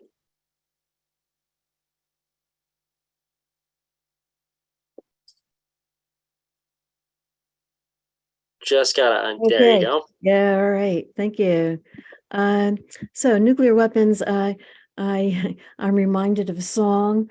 There are better things to do than blow this world in two. But I had promised not to sing. Nuclear weapons may seem like a larger than life issue, but it is absolutely necessary to address it in any way possible, as effectively as we possibly can. We work for the abolition of nuclear weapons, and now we see the nuclear arms buildup, which has been highlighted by the war in Ukraine and the thrust toward China. The U.S. is now poised to dock nuclear armed submarines in South Korea. The U.S. has weapons on hair trigger alert. There's talk of a limited nuclear war. We see increasing threat of nuclear weapons being used either intentionally or more likely by accident. We advocate for peace agenda bills with our state and national legislators. We continue to promote cities and towns to adopt back from the brink resolutions, sign on to the ICANN pledge, and become mayors for peace cities. We do a lot of coalition work, making contact with other peace and social justice groups within Massachusetts, and continue our involvement with groups including Greater Boston PSR, Back from the Brink, Campaign for Peace and Common Security, nuclearban.us, Warheads to Windmills, Nuclear Ban Treaty Coalition, Diffuse Nuclear, 350 Mass, Vets for Peace, Poor People's Campaign, Beyond Nuclear, and more. We also address the dangers of nuclear power and its relationship with nuclear weapons. Much of our work is within subcommittees. We now have 4 subcommittees focused on 1, outreach and public engagement, 2, the Treaty on the Prohibition of Nuclear Weapons, 3, dangers of missile defense programs, 4, the abolition of nuclear weapons within the decade. Our No First Use campaign now functions as a member of Back from the Brink. Our new Raytheon Nuclear Weapons campaign addresses issues of weapons contractors. We have developed a good news, bad news flyer and a Be Their Voice campaign in our effort to broaden our engagement with others. We look at the cost of nuclear weapons in both the bloated military budget and the cost to people and the earth with mining and testing. We know that the use of nuclear weapons is absolutely immoral and unconscionable. I'd like to leave you with a good bit of action, and that is the coming of the Golden Rule boat to Boston, June 17th to the 21st. This is a project of Vets for Peace alerting us to the dangers of nuclear weapons. We have a coalition coordinating committee comprised of numerous organizations and activists. There will be events with hopefully legislators, music, presentations, marches, etc. Please come and be a part of this. Contact Kathy Malley Morrison. Thank you. Thanks, Susan. Next, I want to bring up Paul and Steve Engel up here.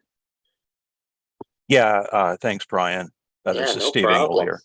Okay, Steve is there. Can we get Steve up on the other ears? Yep, Okay, there he is. Okay. Okay, let me just introduce this quickly, Steve. Sure. We're talking here about the formation of a new working group in MAPA.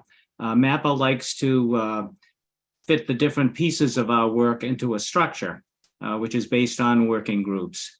And as some of you may have noticed, we have a bunch of pieces of MAPA floating around out there that are kind of related to each other, but that kind of operate autonomously. So we're going to bring 4 pieces of work together under this new working group. So Steve, if you could explain 2 of those pieces, that'd be great. Yeah, well, actually, it's one piece with 2 components. So it's the No Cold War Working Group and the JFK Peace subgroup. And basically, we're all unified in our desire for peace, for world peace. But the approach of the No Cold War group is a little different, and the focus is on Cold War consciousness that people still, especially in the West, people think in terms of Cold War with Russia and China, and there's all kinds of implications, and we're trying to deal with the consciousness because that's kind of a sine qua non for dealing with the larger issues. We're not opposed to working with other groups and working with trying to bring about or resolve great power competition, which is the issue that we fall under. But we're also focused on trying to educate peace activists as well as the general public to try to overcome this Cold War thinking. So is it possible, Paul, to put up my slide there? I don't know. Cole, can someone else? If you don't have it, I can briefly summarize. I know I only have a couple of minutes here, but I think that might be too complicated. Yeah. yeah, okay. Basically, the mission of the No Cold War Working Group is to oppose misleading Cold War narratives from the Mickey Matt complex, to use Ray McGovern's term, which is not just the military-industrial complex, but the military-industrial congressional intelligence media think tank complex. So we're bombarded through the media with Cold War narratives, and we're trying to expose those, publicize them, provide alternatives, thereby helping the public become engaged in the struggle against war and for world peace. And we do that through articles, letters, opinion pieces, as well as sponsoring meetings and webinars, and also providing the public with alternative information sources. So for instance, in the past, we've done a seminar with Joe Loria, a journalist who just traveled to Russia and gave us a very interesting perspective of life there and on Cold War perspectives there as well as here. We recently had a webinar with Scott Ritter talking about the Ukraine war. I wrote an article that's online on the Nord Stream sabotage from a Cold War perspective. We have some upcoming plans, which include creating a media source list of where do we get these narratives, which mainstream versus alternative voices with various Cold War or anti-Cold War narratives, and we're working at getting possible future speakers, including David Hartso and Jason and Michael McCann. As far as the JFK Peace Group, the focus of that is to make the public aware of President John Kennedy's June 10th, 1963 speech at American University, which we're approaching the 60th anniversary of that on June 10th. We have an event set up. We have Jeffrey Sachs lined up as a guest speaker. And again, Kennedy was the last president who really strongly advocated for peace. And the speech is largely forgotten. So we're trying to do as much as we can to promulgate and let people know about that speech. And our inspiration comes from MAPA and the larger peace movement, the peace movement at large. Peace Action's mission is to create a national grassroots organization committed to organizing a powerful peace movement. And so if we don't, and this ties in with what Professor Horne was saying, if we don't create alliances with larger groups, we can talk all we want, but unless we actually get something done, it's not just political action. That's an essential component, but we also need to create a mass movement like we did in the Vietnam era and actually put pressure on politicians to get things done. So the first thing we're doing is we see it as largely as educational at this point. Thank you. Paul, you just got to unmute yourself. Thank you, Steve. So those are two pieces of our work that's going into this new Cold War Working Group, although it'll probably be renamed at some point. The other two pieces are going to be the Ukraine campaign and its organizing committee, which I've already explained as a primary campaign for MAPA. And the final one will be putting together a group focused on the danger of war with China. And so those will be the four pieces of this particular working group. What it means is that once a month, the entire working group will work together, and then other meetings will be held by these different components, similar to the way the Nuclear Disarmament Working Group works with its various components. So that is the new Cold War Working Group. Please, everyone, welcome the new Cold War Working Group. to MAPA. I am now going to transition into the next working group, which is the Mideast working group. Now, the overall goals of, whoops, we got the wrong slide up. There we go, Mideast Wars. Okay, thank you, Cole. The long-range goal, of course, of the Mideast working group has remained the same, namely to educate the public about key developments in the Middle East and mobilize support for peace and against U.S. intervention in the area as crises develop. However, in the short term, we're in a period of some confusion. There's been major developments in the Middle East. The Iran nuclear deal that we spent most of our time last year working on has fallen apart. It doesn't seem like that's going to come back. And so that is a huge loss for us. But there are negotiations going on now mediated by China between Saudi Arabia and Iran. There's also a peace process going on in Yemen. We don't know how these things are going to actually work out. So the Mideast Committee will try to monitor these situations, write about them for the newsletter as things become clearer. And the other thing we will try to do is develop a campaign against sanctions against Syria, not only sanctions against Syria, but the removal of all the US troops who are occupying Syria and stealing that country's oil. And so that will be a new campaign that we hope to get off the ground. I want to move on to the next part of our presentation, which is on the Raytheon anti-war campaign. This campaign is based on the fact that there are many critical issues that people are not particularly interested in, whether it's nuclear war, whether it's the war in Yemen or whatever. And so we're trying to figure out how to develop mobilizations around these really important issues. We look out and we see the fact that the Raytheon Corporation is omnipresent throughout much of Massachusetts and is just engaged in all kinds of connections to these various crises we want to address.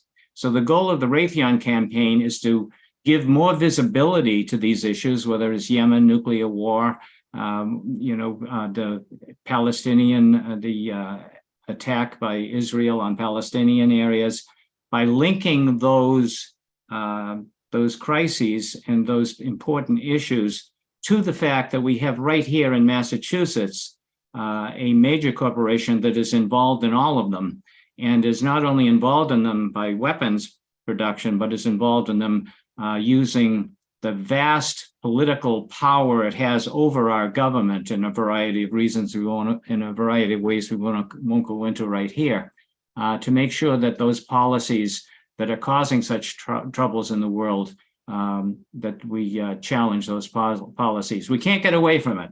Raytheon is here. These issues may seem distant to us, are not all that critical to our lives, but in fact, Massachusetts is playing a key part in the suffering and the crises that are developing. And therefore, as Massachusetts residents, we have a responsibility to deal with these issues by dealing with a company that is so involved and integrated into all of them. So to summarize, our campaigns have involved strong campaigns to cut off weapons sales in collaboration with Saudi Arabia and its war on Yemen. We have formed a national group along with other groups focused on war industries in their parts of the country called the National War Industry Resistors Network. Many of you have been on our webinars. This pulls together groups around the country that are focused on not just Raytheon, but General Dynamics or Boeing or L3 Harris or whatever, that are working on a local level against those particular campaigns and to try to develop an ongoing network that will occasionally do actions together. We, as Susan mentioned, along with the Nuclear Disarmament Working Group, we have initiated the Raytheon Nuclear Weapons Campaign focused on the key components to nuclear weapons that Raytheon makes, especially first strike weapons, and as part of the whole U.S. program to develop new nuclear weapons. And finally, now we've adopted that we've decided that we will participate in the Merchant of Death War Crimes Tribunal campaign, which is a national campaign that Kathy Kelly and others that we have worked with in the past have developed. There'll be this tribunal will take place in November, and we will be focusing there on Raytheon's participation in war crimes. Finally, I'll just say we need more people. We have a great group of people that's been very active. We carry a lot of public actions out. We do some congressional work. We put on webinars, but we need a bigger pool of people that we can mobilize around different actions and different campaigns that we're planning for the future. So please join us. It doesn't mean you have to come to everything. Just let me know you want to be part of the Raytheon campaign. We'll let you know what's going on, and you just pick and choose which activities you can actually participate in. All right, thanks. Go ahead, Thanks, Brian. Paul. Yeah, next I'm going to bring up Derek Sexton, who's going to talk about the Latin American and Caribbean Working Group. Thanks, Derek. Hi, good afternoon, everyone. There are two main purposes for our work as the Latin American Caribbean Working Group. The first thing that we do is we oppose U.S. intervention in Latin America and the Caribbean, and we also work to end U.S. sanctions against countries in Latin America and the Caribbean.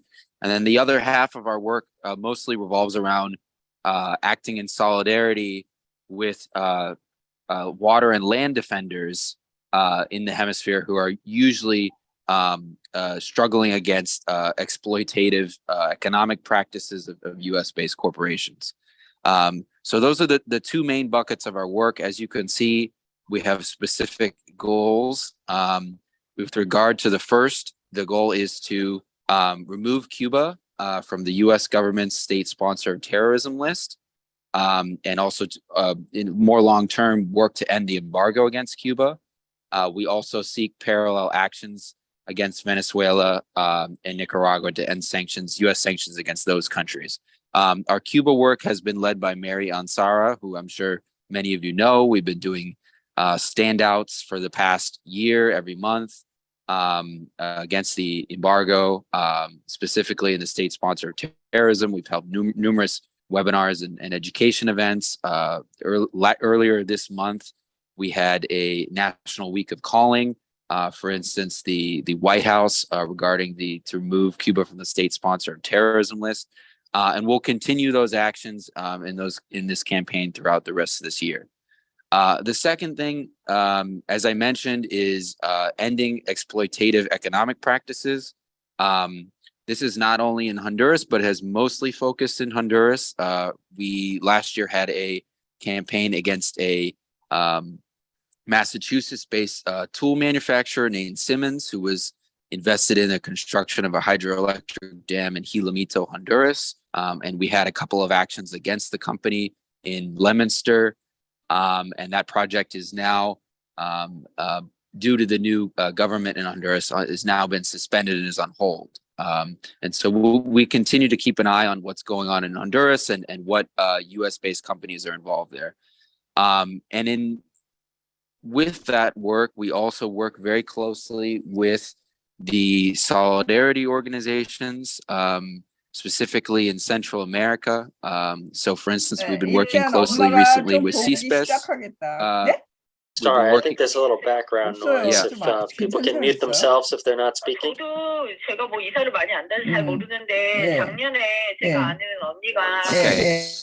There you go. Okay, great. Sorry about that, Derek.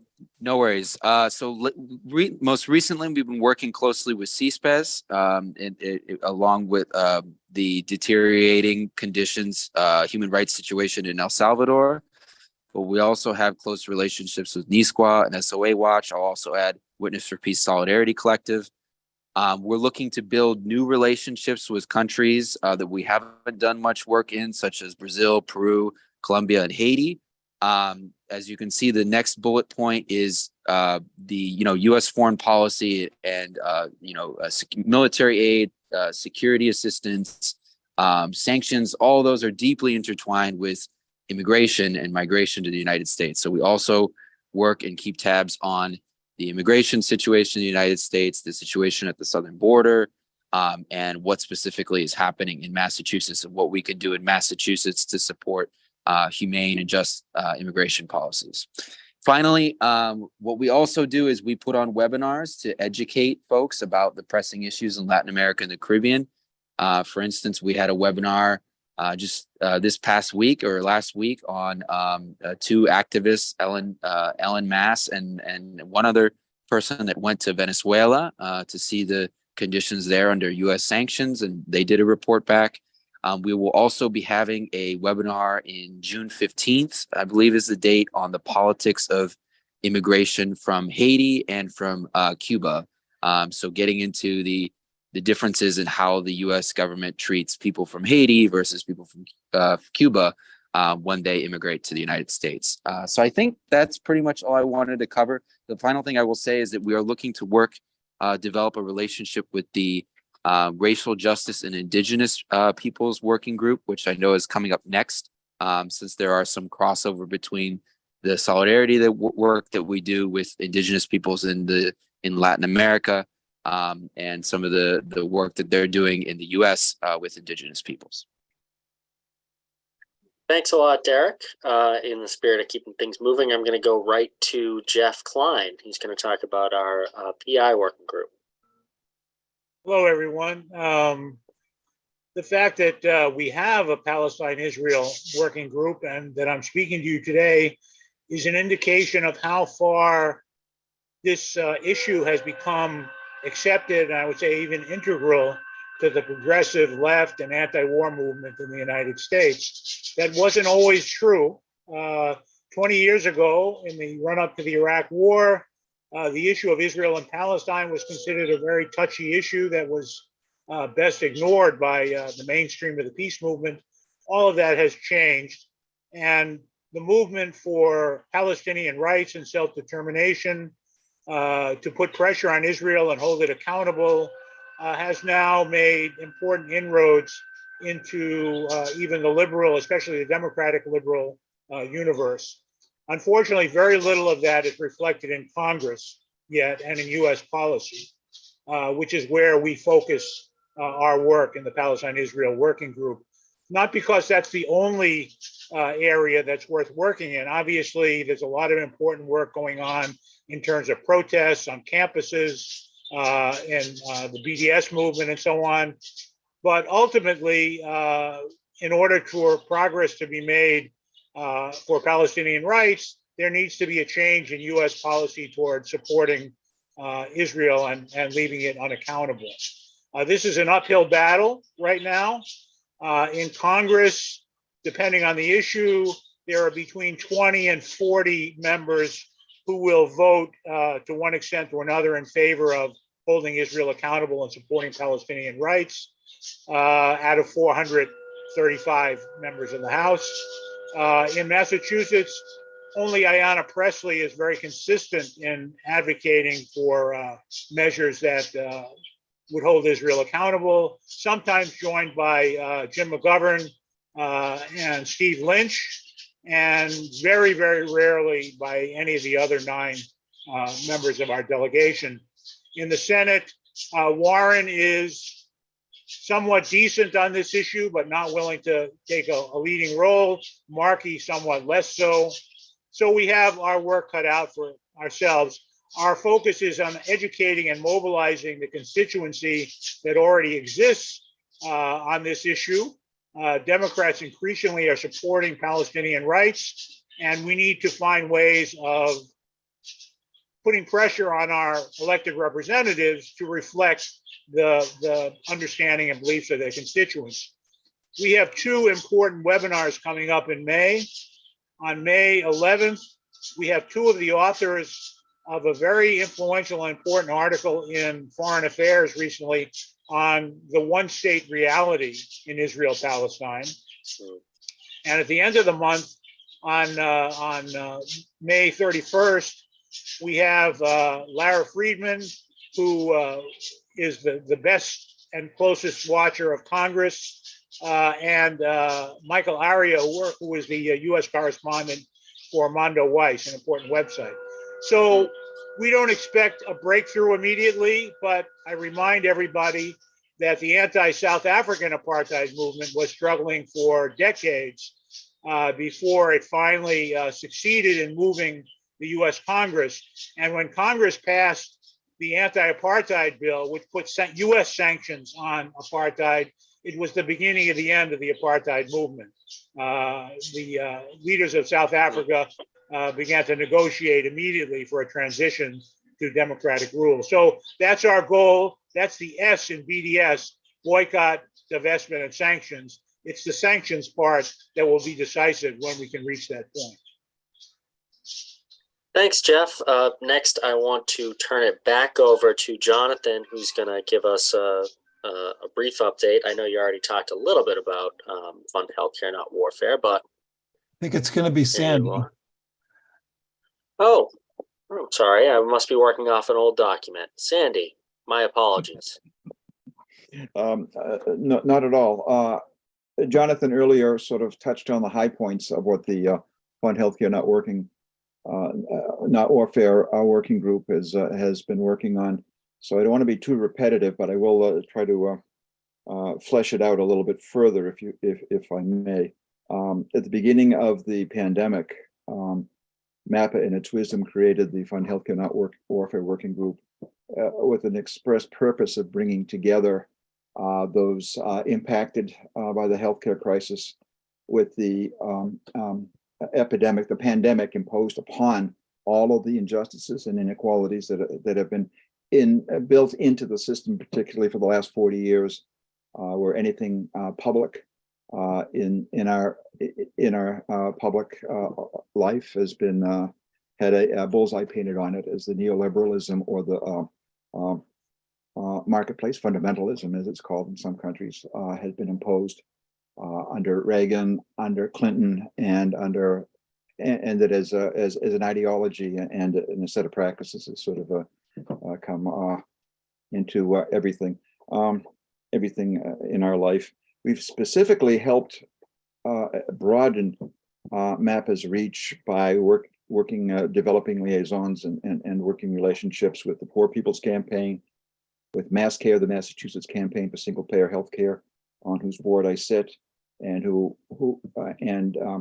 and I am consciously a liaison between MassCare and MAPA, Mass Public Health Association, the Massachusetts Nurses Association, which, by the way, Jonathan, is a union.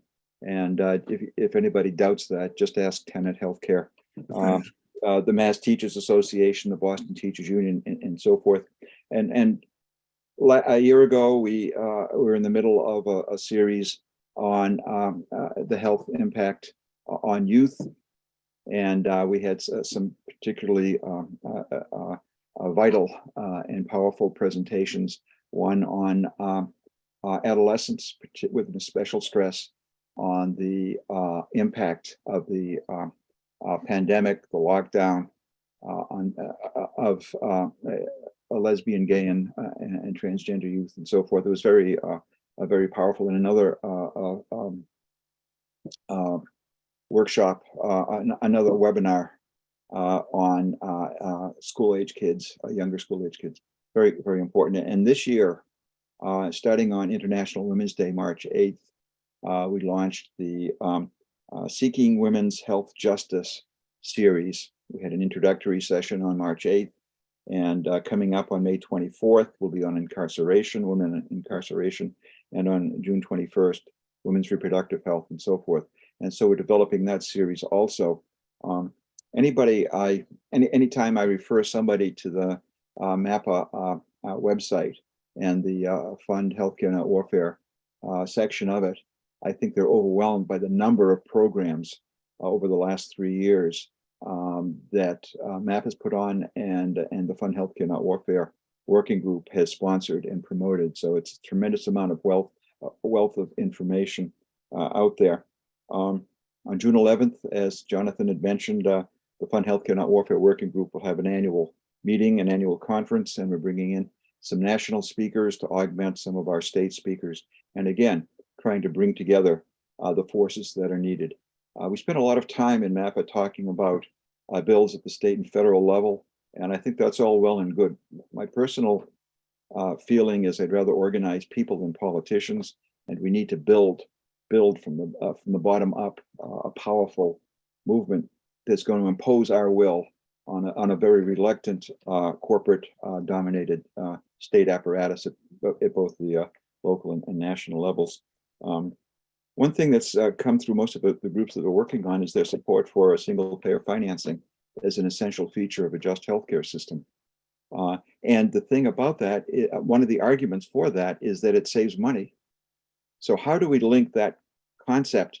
We're fighting to get rid of all of the profit-taking and other non-healthcare spending of healthcare dollars in our system with the need to slash the war budget and stop wars and so forth. And I think the connection here is that over the 40 years of cutbacks, we need to, once we have a just system, the elements of a just system in place, we need to focus on rebuilding. Yes, this is an affirmative action thing. The cutbacks have primarily impacted communities of color and working class communities, diverse communities, and we need to rebuild. And we also need to have a system where the actual current and projected healthcare needs of a community are identified and met. And we need to slash the war budget to get the money to do that. And I think that's the connection that we need to stress as we're going through it. You know, we've had 40 years of this neoliberal slash and burn approach. If a project, if a facility, if a service doesn't generate enough profit, it's out, it's closed down, or those services are shunted to a very expensive in-town teaching facility, much higher cost. So we need to really rethink how we do healthcare in this country, and I think our discussions are helping to do that. We've had the one particular emphasis has been on the on public health as well. At the beginning of the pandemic, sort of three interconnected, overlapping areas of work came closer together: healthcare, public health, and I will throw in environmental justice as a major factor in disease promotion and health and we need to take more a deeper understanding of communities as being healthy or unhealthy, and the disparities between the various communities. Right in the city of Boston, one end of the red line to the other is dramatic, and we can do that, and we're helping to do that through this program. The American Public Health Association's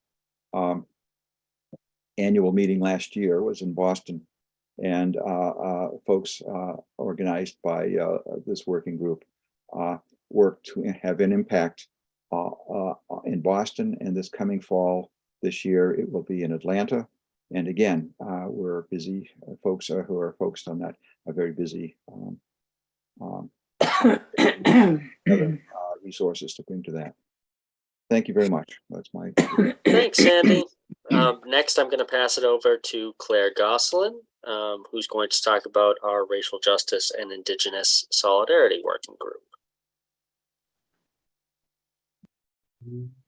Okay, thank you. I am going to present on the racial justice campaigns, and Craig Simpson is going to speak on the Indigenous Solidarity part. So some of the key parts of our campaigns. The first is decarceration, and instead to be supporting building thriving communities. We're following the lead primarily of groups like Families for Justice as Healing and the Council, which has a much longer name, I won't go into it, who work both at the grassroots as well as legislative angles. The jail and prison construction moratorium, that legislation was passed last year. However, and in one session, which is unheard of in Massachusetts. However, it was too late in the legislative session to override the veto by Governor Baker. So they've reintroduced it, and they are supporting other legislation, and we're going to be basically working on that. We're also exploring parole legislation promoted by them as well as others. There's a lot. The parole system in Massachusetts is horrible. It's got an F. It's better than some of the other states that have F minus, but that's nothing to be proud of. We are really trying to learn more about that and to get engaged to some degree, as much as we can, to work to change parole. Another campaign is demilitarize civilian life. Nancy and Rosemary recently hosted the webinar Opposing the Militarization of Youth, which is also recorded like so many webinars are, and I recommend you view it. It exposes the military's outreach to children, teens, and college students. And this past Wednesday, they were out like at 6:15 in the morning outside of East Boston High School, engaging with a couple other activists who volunteered in their first counter recruitment action outside of East Boston High, where they were passing out palm cards that students could bring in and share with others. Beyond, the next thing is coming up this May 2nd on Tuesday, is the Beyond Vietnam, A Time to Break the Silence, Martin Luther King's historic 1967 speech. Over several months, we've worked with Kevin Peterson's New Democracy Coalition, the Mountaintop speeches and etc. to prepare this major event. And 100 or more people will read sections of the speech next Tuesday at Boston City Hall Plaza, with breaks for music, presentations honoring the passing of several important leaders, and there will be refreshments. We really hope you'll turn out. It's going to be a great event. And I'm going to turn it over now to Craig to speak on Indigenous solidarity. If you could cue him up, please. This is a report on the Indigenous Solidarity subgroup. We're working with and backing Indigenous leadership in Massachusetts, including with the North American Indian Center of Boston, the Massachusetts Tribe, the Wampanoag tribes of Mashpee, Aquina, and Herring Pond, the United American Indians of New England, the Nipmuc tribe, the Massachusetts Center for Native American Awareness and Cultural Survival on issues of the Mass Indigenous legislative agenda, which has 5 bills in the State House at the moment. And we're also want to revive the commission. We're monitoring the Change the Flag and Seal Commission at the State House, which is ongoing.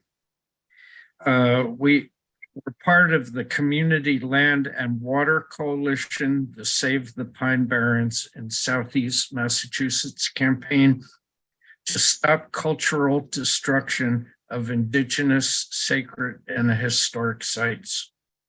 We support land back, like the Native Land Conservancy in Mashpee and other projects throughout the Commonwealth. And we're working to free Leonard Peltier, one of the longer political prisoners in the country. So we're working on environmental things connected also. We have had book reads and seminars supported and big support for the Indigenous Peoples Day and National Day of Mourning. So this is just some of the things that we have done in our subgroup. Thanks a lot, Craig. Next, I'm going to turn it over to Kate, who's going to talk about our Peace and Climate group. Thank you, Brian. The Peace and Climate Working Group's mission is to illuminate the interrelationship of U.S. militarism and the global ecological and climate crisis. Militarism and war work against the profound international cooperation that is necessary for us to deal successfully with the climate emergency. War preparation and fighting do huge and lasting climate and other environmental damage. Climate-related devastation is fostering the kind of instability that, as we all know, results in violence. And the US military is the single largest institutional polluter in the world. So our group works to integrate anti-militarism into the climate and ecological narrative. And we do this by showing how world peace and nonviolent conflict resolution are inseparable from environmental and climate justice. The group tries to bring together the movements for peace and climate so they see each other's issues as central to their work. And we do this through educational events and action opportunities and solidarity work with climate and other related social movements.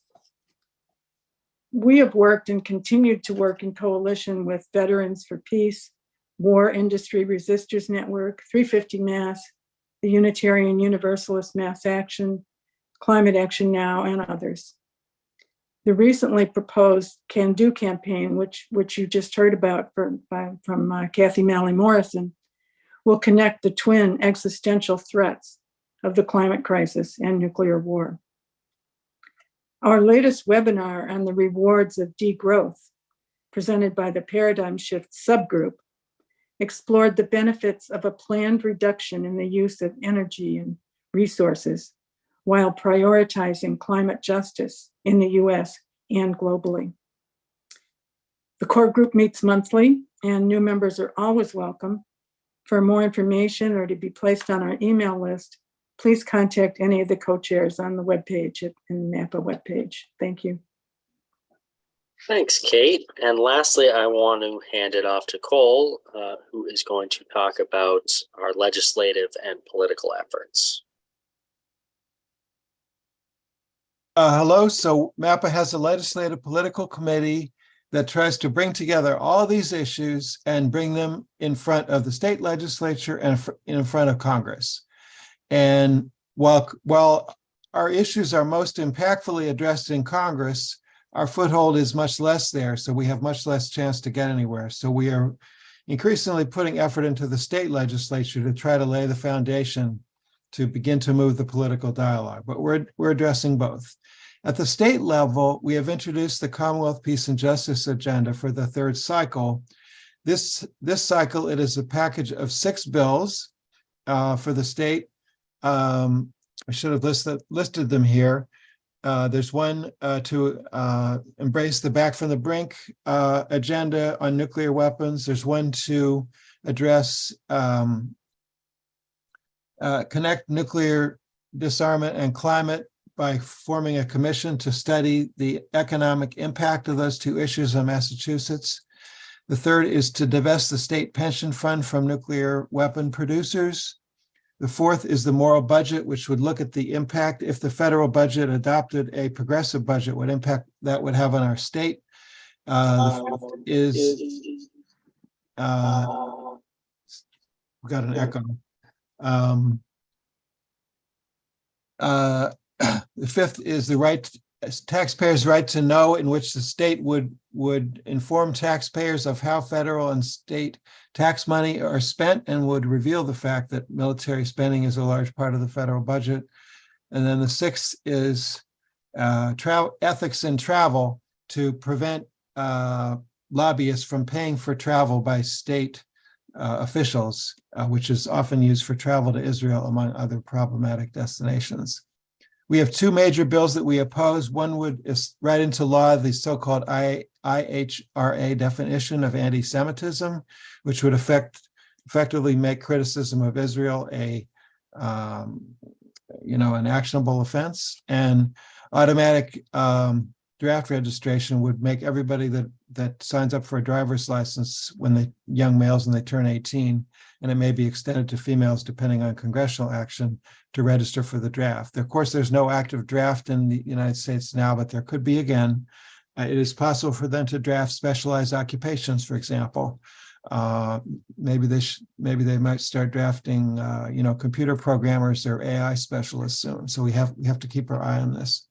And then we support bills initiated by a wide number of other coalitions, ranging from single payer to the prison moratorium, climate issues, immigration issues, indigenous legislative agenda, and more.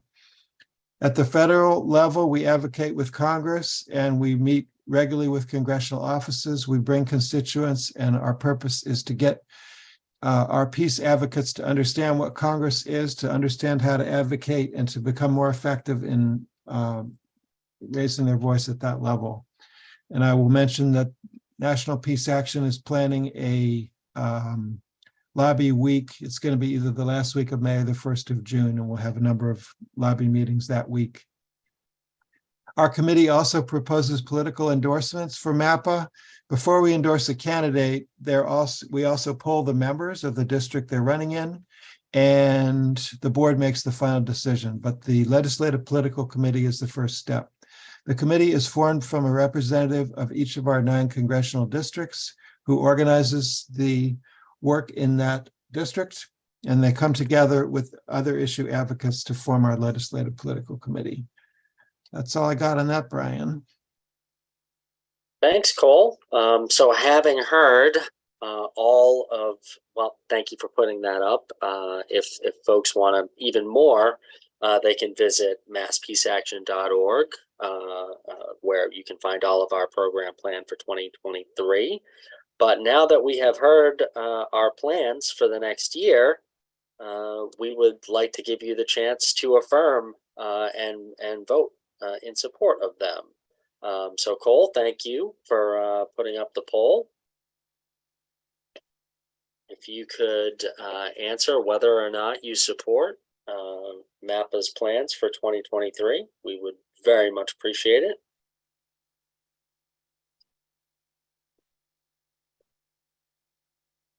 Is it still open? Are people still voting, Cole? Or It's still open. I haven't seen any votes in the last couple of minutes. We have 12 people that have voted so far. I don't know if everybody sees, there should be a box on your computer that says affirmation of program, and you have an opportunity to vote yes or no, whether you support the program as presented over the last hour. You just click on either yes or no, Cole? Exactly, that's what you do, yep. Now, once everyone has voted, I'll show you the vote. It seems to be closed. There's no way to vote. Oh, yeah, really? that's what I was seeing too. Yeah, we can't vote. Okay, well, we're rusty on these polls. Sorry, we tried it, but That's okay. I will show you what we've got so far.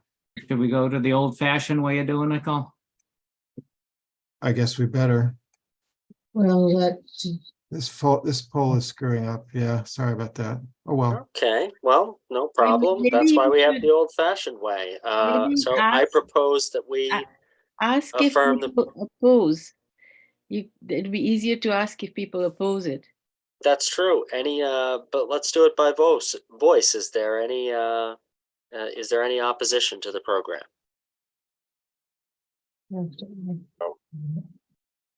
Oops. Hearing none. I want to abstain. Okay, Nancy abstains. I thought we were going to discuss before we voted. I thought we were having a discussion. I'm sorry, I misunderstood if that's not the case. Yeah, sorry, Nancy, in the interest of time, but we definitely want to hear what your specific issues are, if you have any. So please send them along. I'm seeing hands from phone number 184774. Yeah, hi. Can you hear me? Yes. Can you hear me? My question is: this seems like a very ambitious program. Do we have enough people? Do we have enough people to carry it out?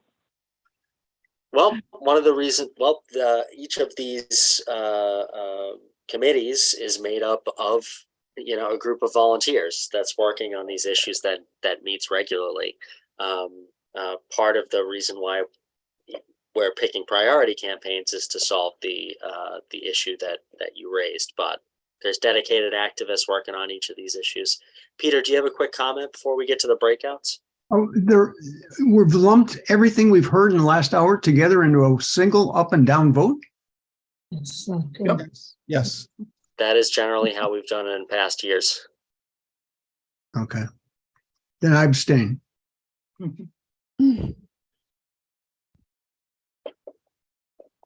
Okay, other comments, or can I say all in favor?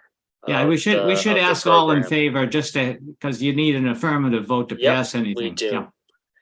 Prasanad? Can we give, I'm just voting in favor. Okay, all right. People are raising their hands. Yeah, so I if people expected could go people to do the it by reactions voice. button at the bottom of your screen, go to the reactions button and hit raise hand if you vote for the program as presented.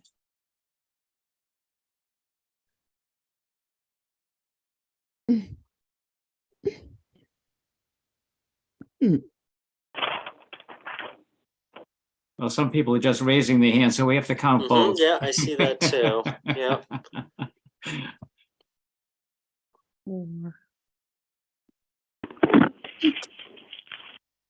Okay, we got a lot of people who are muted visibly on this, so we can't see what you're doing here unless you click on the button for reactions. And if you want to vote for it, please hit the raise hand function.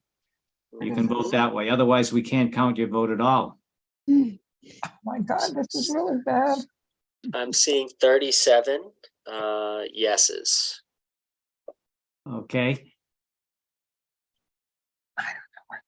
Okay, now take them down. Let's go with that, and then let's move to 38. anyone. Please, let's just raise your hand if you're voting against the program.